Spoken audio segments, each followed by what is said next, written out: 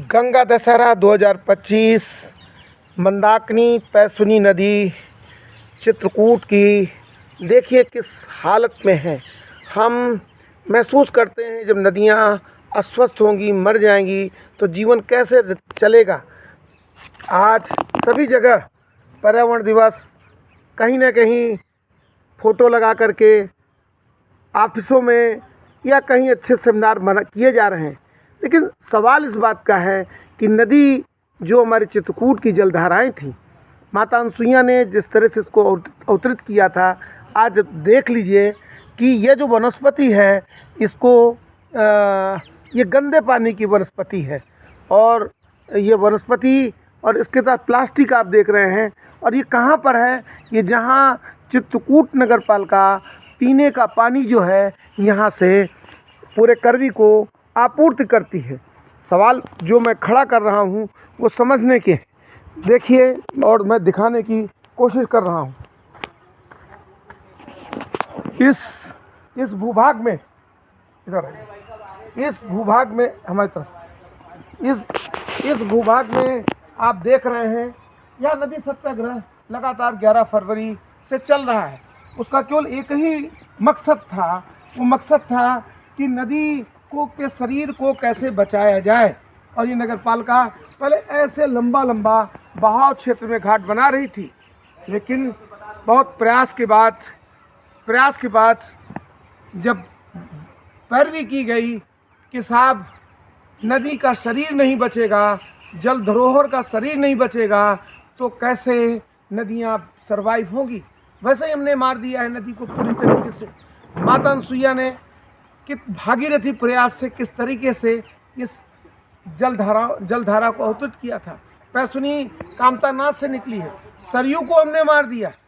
सवाल इस बात का है, क्या इस देश के राजनेता, इस देश का समाज, इस देश के संत नदियों के साथ प्यार करेंगे? गंगा दशहरा तभी सफल होगा कि हम गंगा के साथ प्यार तो करें। चित्रकूट की मंदाकिनी नदी गंगा है, तुलसी ने अपने उसमें लिखा है ये गंगा से भी ज़्यादा पवित्र है। यहाँ प्रयागराज आते हैं स्नान करने के लिए। राम ने अपने पिता का तर्पण इसी मंदाकिनी नदी में किया था।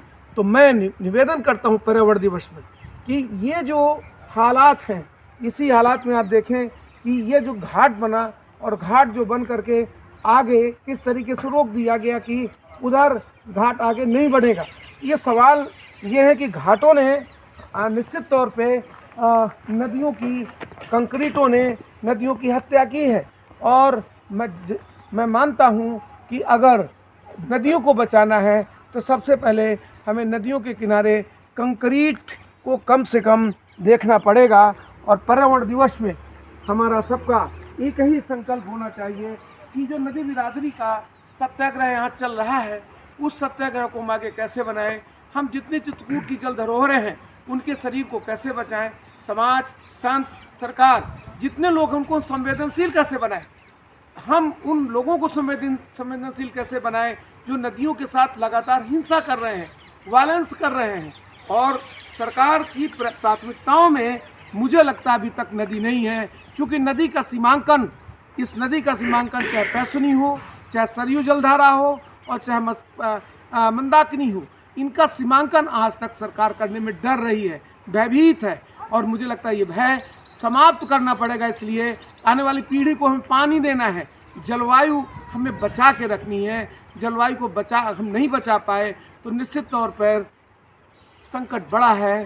पीढ़ियों के लिए कितने प्रजातियां समाप्त होंगी, कल्पना नहीं कर सकते हैं जिस तरह की स्थितियाँ जो हैं चल रही हैं।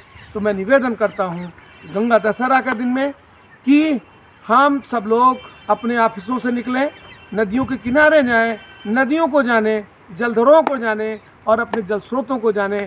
तब हम कह सकते हैं कि आओ नदी से प्यार करें। धन्यवाद।